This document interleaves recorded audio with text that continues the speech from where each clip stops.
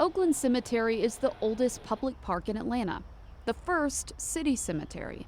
On this 48 acres of land lays the bodies of more than 70,000 people, a treasure trove of lifetimes of stories. And the stories here at Oakland aren't just among the families here, but in all the details around them.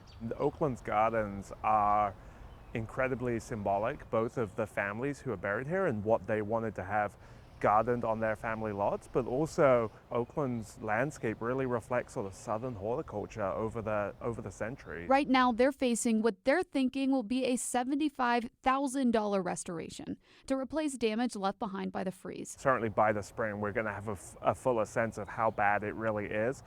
What we know right now is that Oakland's tea olives have defoliated and they're probably not going to recover. All of Oakland's rosemary is ruined. The winter freeze took out some plants that have been thriving at the cemetery for decades.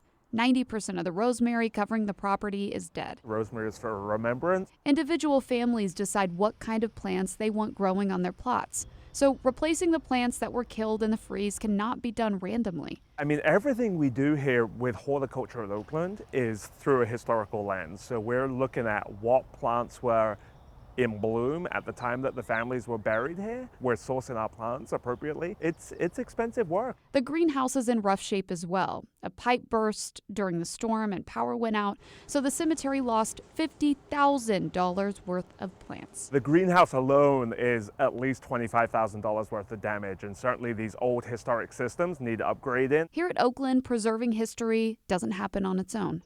These stories are told by family members, kept alive by cemetery crews, pushed forward by the community.